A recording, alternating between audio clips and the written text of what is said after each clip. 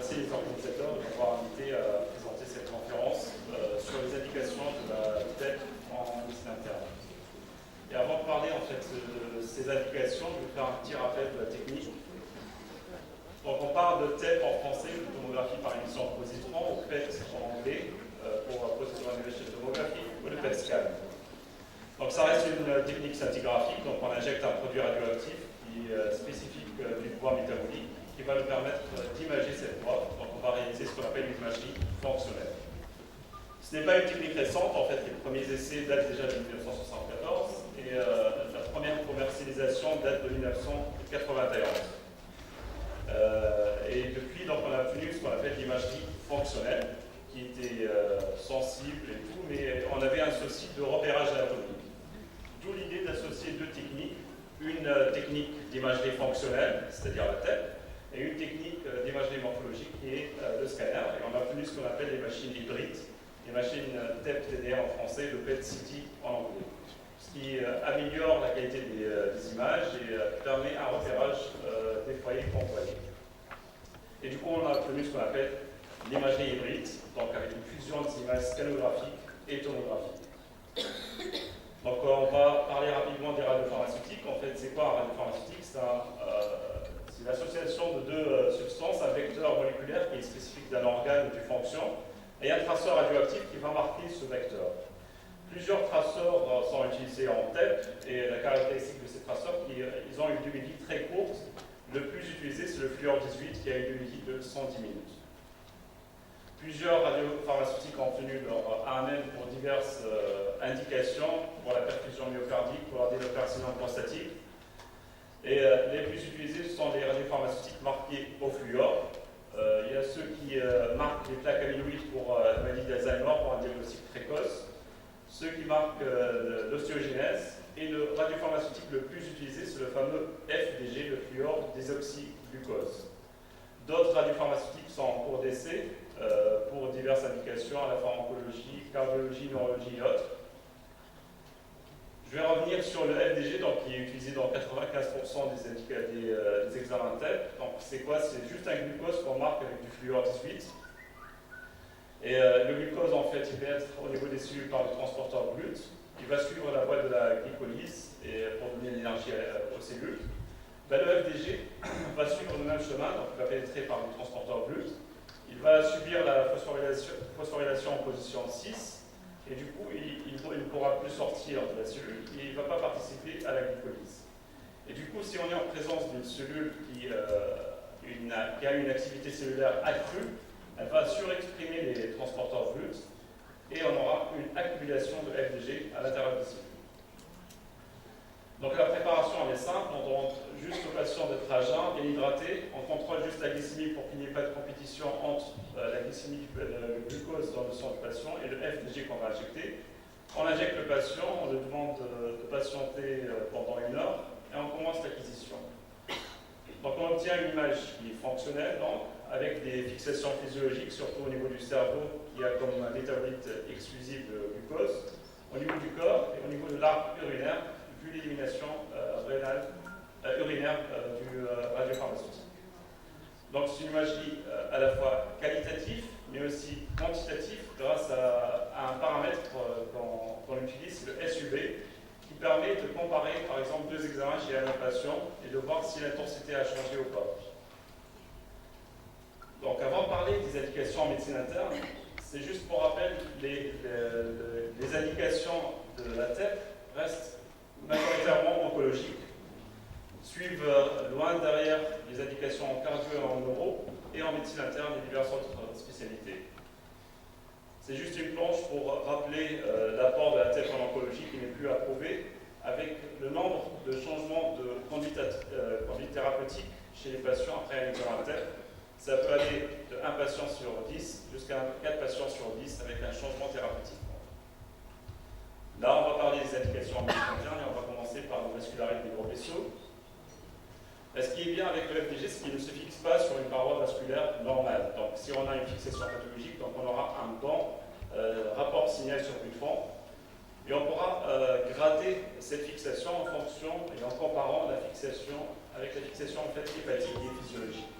Donc, on peut ne pas avoir de fixation du tout, une petite fixation qui est inférieure à celle du foie, une fixation similaire à celle du foie, ou une fixation plus intense comparativement à la fixation hépatique.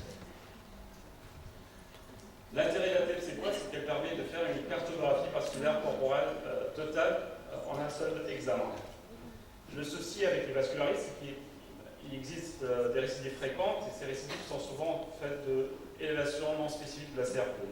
Et l'imputabilité dans ce cas des vascularistes de gros vaisseaux est difficile à établir, d'où l'intérêt de la TEP. Certes, il y a des défauts négatifs pour les formes crâniennes pures, vu qu'il existe une fixation physiologique au niveau du cerveau. Il existe aussi des faux positifs avec des plaques latérales, mais on arrive à les différencier selon leur topographie et leur morphologie. Donc j'ai choisi cet article qui date de 2015 avec une méta-analyse qui a colligé plus de 400 patients. Les auteurs ont conclu à des sensibilités et spécificités excellentes pour la maladie d'Orton et la maladie Takahashi. Et un intérêt aussi dans le bilan d'extension avec une sensibilité meilleure que l'angio-TDM.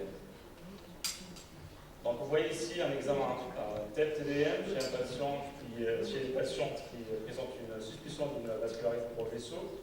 Et vous remarquez sur l'image TEP un hypermétabolisme diffus au niveau de la paroi aortique, à la fois thoracique et abdominale. Et on le voit aussi sur l'image hybride de fusion. Là aussi, on a une atteinte aortique, mais aussi une atteinte au niveau des carotides communes et au niveau des artères sous-clavières. Pour la maladie Takahashi, on a noté aussi une bonne corrélation entre la fixation vasculaire du FDG et l'activité inflammatoire, en fait, avec une bonne sensibilité qui avoisine les 90%. Et vous remarquez que chez ce patient, la fixation est très intense, corrélée à l'activité inflammatoire chez ce patient. Et certains auteurs se sont demandé, ils ont remarqué déjà qu'il existe un nombre significatif de patients qui ont des marqueurs de l'inflammation normaux, mais avec un examen TEP qui est positif, mais avec une fixation modérée. Du coup, il se pose la question, est-ce qu'on pourra inclure un jour la normalisation de la TEP comme un critère de rémission de cette maladie? On passe à la deuxième indication, c'est la fièvre en cours. Là, c'est une méta-analyse qui a colligé près de 600 patients. Et chez ces 600 patients, la TEP a permis de détecter une cause dans 85% des cas. Donc, la TEP est positive, mais il faut chercher est-ce qu'il y a des facteurs ou des paramètres qui prédisent cette positivité de la TEP. Et c'est l'intérêt de cet article. Et les auteurs ont trouvé qu'une élévation de la CRP, de la ferritinine, du fibrinogène, une hyperleucocytose, une élévation de PNN, avec une fièvre d'une durée inférieure à 3 mois, était prédictive à la positivité de la TEP. Donc certes, la TEP, ce n'est pas un examen spécifique, donc on va voir un foyer hyperfixant, mais on ne pourra pas dire de façon certaine de quelle étiologie il s'agit, mais ça permet au moins de guider d'autres examens diagnostiques ciblés, à la fois histologiques ou microbiologiques. La question du coup revient toujours lorsqu'on parle de TEP, et j'ai trouvé cet article qui est intéressant, c'est une étude pilote sur le cost effect, sur le coût-bénéfice de la TEP en termes d'inflammation d'origine inconnue. Et les auteurs ont conclu que la TEP a le potentiel de devenir une technique d'imagerie de routine rentable. Parce que d'une part, elle évite des investigations diagnostiques, d'autre part, elle permet d'éviter des explorations qui sont invasives, coûteuses et inutiles, et troisièmement, elle réduit la durée d'hospitalisation, donc le coût et un bénéfice aussi lorsque la TEP est positive dans ces cas. Là, on a une patiente de 41 ans avec 2 lésions latéraux-urines sur le scanner qui sont hypodenses. Sur l'examen TEP, sur les images de fusion, vous remarquez que la lésion à droite fixe intensément le FDG. En fait, c'est un abcès, alors que la lésion qui était à gauche ne fixe pas le FDG, c'est un kyste simple. Là, un patient qui présente une fièvre en cours et sur l'examen TEP, vous remarquez qu'il existe une fixation linéaire au niveau des jambes en regard des artères fémorales. Et le diagnostic retenu, c'est une artérite confirmée comme origine de cette fièvre. Dernier cas pour les fièvres en cours, c'est un patient de 79 ans aux antécédents de LLC. Sur la TDM, on remarque plusieurs adénopathies médiastinales et la TEP a permis de voir qu'il existe un hypermétabolisme intense au niveau de deux adénopathies précarénaires et iliaires. Et la médiastinoscopie a été faite avec une biopsie guidée et le diagnostic de tuberculose a été retenu. Troisième indication qu'on repart, c'est la sarcoïdose. L'intérêt de la TEP dans la sarcoïdose, c'est que l'FDG se fixe au niveau des granulomes épithéloïdes et giganto-cellulaires. Donc, elle a une très bonne sensibilité, de l'ordre de 80 à 100%, bien meilleure que la scintigraphie au gallium qu'on utilise actuellement, que ce soit pour les lésions intra- que extra-pulmonaires. Y a-t-il une indication de faire la TEP pour tous les patients? Non, parce que pour les formes pures, classiques, typiques, médiastinopulmonaires, il n'y a pas d'intérêt à réaliser l'examen. On la réserve juste pour les formes évoluées, compliquées ou atypiques. Son intérêt se trouve aussi dans les localisations extra-thoraciques, avec une excellente sensibilité pour les localisations naso-sinusiennes et pharyngolaryngiennes. Là, sur un examen, on a une cartographie des lésions chez cette patiente de 38 ans qui a une sarcoïdose histologiquement confirmée. Et tout ce que vous voyez, ce sont des adénopathies hyperfixantes, hypermétaboliques, au niveau cervical, au niveau sous-sclave, axillaire, médiastinal. Donc, on a un seul examen, on peut avoir une cartographie des lésions. Deuxième indication dans la sarcoïdose, c'est la sarcoïdose cardiaque. Et on a vu ensemble qu'il existait une fixation physiologique au niveau du corps. Du coup, on aura besoin juste d'une prémédication avec une injection d'héparine qui va augmenter le taux d'acide gras libre. Et du coup, on va pousser les myocytes à consommer des acides gras au lieu d'utiliser le sucre ou le FDG. Donc, on n'aura plus de fixation physiologique au niveau du myocarde de FDG. Et chaque foyer qu'on va voir est forcément pathologique. Donc, comme pour la sarcoïdose, comme je vous ai dit, la positivité de la TEP est très précoce dès l'apparition du granulome, bien avant la positivité de l'IRM lors de l'apparition de l'œdème, en fait. Plusieurs séries ont étudié cette application et ils ont marqué une sensibilité excellente pour des spécificités variables en fonction des études. Donc, les auteurs préconisent d'utiliser les deux techniques. En fait, la TEP pour les stades primaires, les premiers stades en fait, de l'inflammation, et l'IRM car elle est plus spécifique dans la détection des cicatrices. Donc, c'est intéressant d'associer les deux techniques pour le suivi de cette sarcoïdose cardiaque. On va passer au myélome multiple. J'ai choisi cet article de 2015 et les auteurs retiennent que la TEP elle a une sensibilité et une spécificité excellente, bien meilleure que celle des radiographies que de la scintigraphie osseuse. Elle est comparable aussi à l'IRM. La TEP elle permet donc, en un seul examen, une étude du corps entier avec une recherche des atteintes médulaires ainsi que extramédulaires. Et elle trouve son intérêt aussi chez certains patients où l'IRM est contre-indiqué. Là, on a un patient avec un seul foyer au niveau de T10 T11, une seule lésion, hypermétabolique. Là, un patient avec une radiographie strictement normale, avec sur la TEP TDM, deux foyers hypermétaboliques quand on regarde les lésions multiples sur le scan. En fait, ce sont deux atteintes de lésions multiples. Donc, comme vous le savez, le nombre de lésions au stade initial a un impact sur la survie des patients. Donc, vous remarquez la différence entre les courbes de survie chez les patients qui ont des lésions inférieures ou égales à 3 et comparativement à ceux qui ont des lésions supérieures à 3. Et depuis 2006, en fait, la TEP et l'IRM ont été associés dans la classification du myélome multiple en gradant les patients selon le nombre de localisations stade 1, 0,4, stade 2, 5 à 20 et stade 3 pour des patients qui ont plus que 20 atteintes osseuses, comme chez ce patient.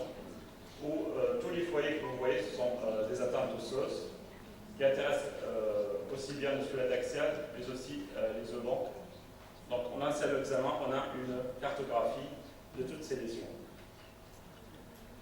Deuxième apport de la TEP dans le myélome multiple, c'est qu'elle permet de différencier entre un myélome actif qui fixe le FDG, qui fixe le produit, et les deux atteintes, à savoir le myélome indolent et la gammapathie monoclonale de signification indéterminée qui ne fixe pas le FDG.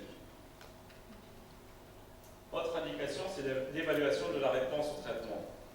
Contrairement à l'IRM, où les lésions se normalisent après un délai long, de l'ordre de 9 à 12 mois, la normalisation des lésions à la tête se font après un délai de quelques jours à 3 à 4 semaines. Donc ça nous permet de juger la réponse thérapeutique. Ça confirme aussi la rémission biologique. Si on a une lésion sur le plan morphologique et on n'arrive pas à différencier est-ce que c'est une lésion active ou une lésion fibreuse, la tête permet de le faire. Une lésion active va fixer le produit, une lésion fibreuse ne sera pas fixante.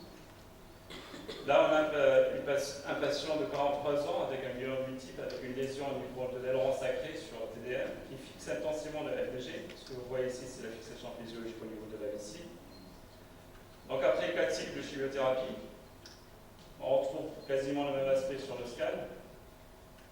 Et lorsqu'on voit la fixation sur la tête, sur l'image hybride, vous remarquez qu'il existe une fixation faible, donc équivalente à celle du foie.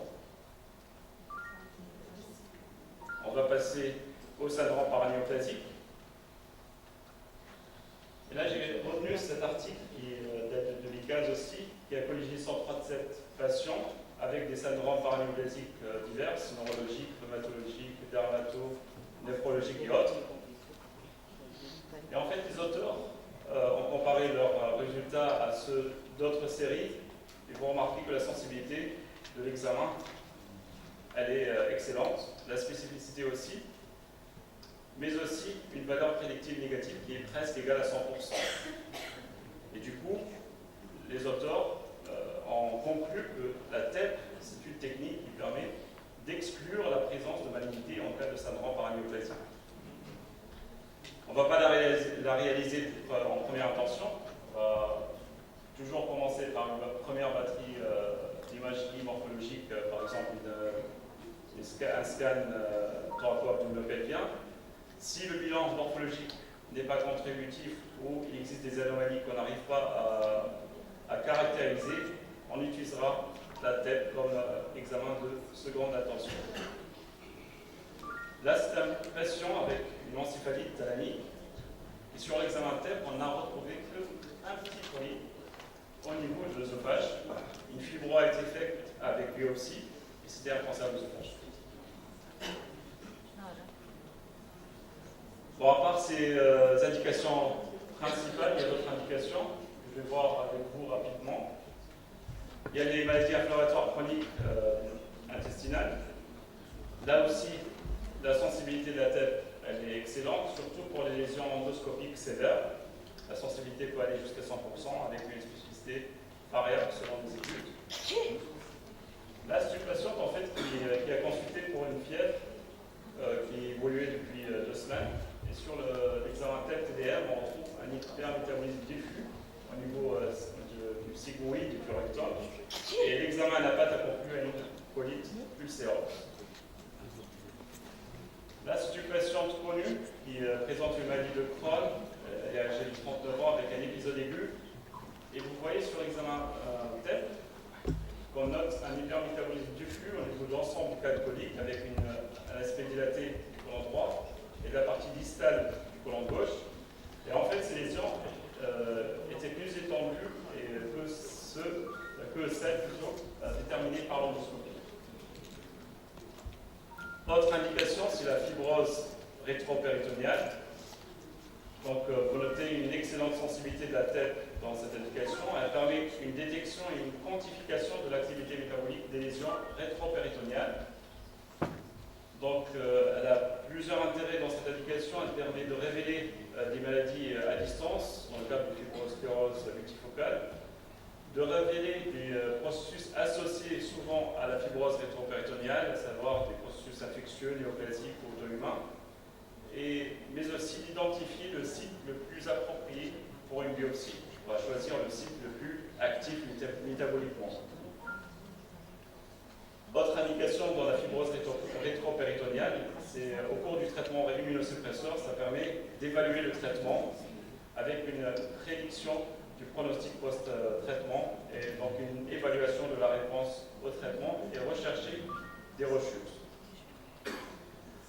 Là, on a une patiente de 40 ans avec une lésion de densité tissulaire pharyngiaque sur la TDR, mais en fait qui ne fixe pas le produit, qui n'est pas métaboliquement actif. Là, c'est un patient de 45 ans qui présente une fibrose rétropéritonéale idiopathique sous stéroïdes. Donc, il existe une lésion sur le scan rétropéritonéal entourant les vaisseaux iliaques. Sur l'examen TEP, il n'y a pas de fixation significative, donc on a conclu à une maladie résiduelle métaboliquement inactive. Le patient reconsulte 3 mois après. C'est le même aspect scanographique, mais avec une fixation intense du FDG au niveau de cette lésion, et c'est une rechute en fait de sa maladie inflammatoire. Une autre indication, c'est la polyarthrite rhumatoïde, et dans cette indication, la TEP a une excellente corrélation avec les autres techniques, à savoir l'IRM et l'échographie, mais on a noté aussi une corrélation entre la fixation du FDG et l'activité de la maladie. D'autres radiotraceurs sont en cours d'étude, utilisant la choline, les anti-CD20, mais on n'a pas encore de conclusion dans ce sens. Là, c'est une patiente de 50 ans avec un épisode aigu de polyarthrite rhumatoïde. Et vous notez un hypermétabolisme actif au niveau articulaire et périarticulaire, au niveau des épaules et des hanches.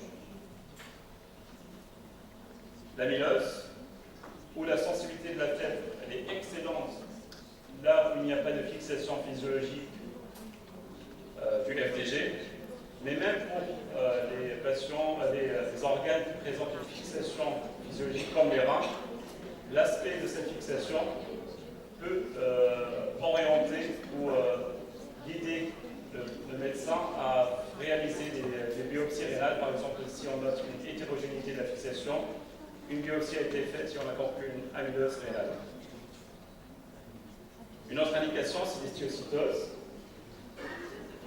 Et dans cette indication, la tête elle est intéressante dans le bilan lésionnel, intéressant le corps entier. Elle a une meilleure sensibilité que la scintigraphie osseuse et que les radiographies, avec une bonne corrélation avec l'évolution et la maladie et du traitement. C'est une patiente qui présente une histiocytose langerhansienne, et vous notez sur l'examen TEP-TDL une fixation intense sur les magmas d'adénopathie cervicale, susclave, axillaire, rétropéritonéale, mais aussi un foyer fémoral, un foyer sternal et 2 lésions vertébrales. Dans le lupus, les indications ne sont pas encore évidentes, mais on la garde surtout pour les patients qui présentent une fièvre sans orientation clinique. D'autres radiopharmaceutiques sont en cours d'étude, utilisant en particulier les anti-CD20, les anti-CD2, mais on n'a pas encore de retour sur ces travaux. Maintenant, on va parler de la dosimétrie, une question qui est vraiment intéressante pour les médecins prescripteurs ainsi que pour les patients. La dose efficace d'un examen TEP corps entier est de 24 millisieverts. Celle d'un scanner cervico-thoraco-abdominopelvien est de 18 millisieverts, donc on n'est pas vraiment loin d'un scan corps entier.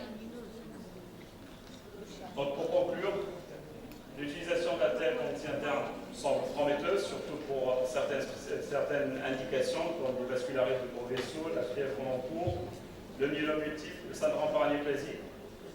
Toutefois, l'utilisation doit être faite avec discernement et dans un cadre de concertation pluridisciplinaire. L'avenir est promoteur de cette technique parce qu'on va utiliser d'autres vecteurs et d'autres traceurs que le fluor 18. Et en Tunisie, on est actuellement à la croisée des chemins On pourra ou bien aller vers l'avant et choisir cette tête, adopter cette technique, ou bien garder le statu quo et voir l'écart qui se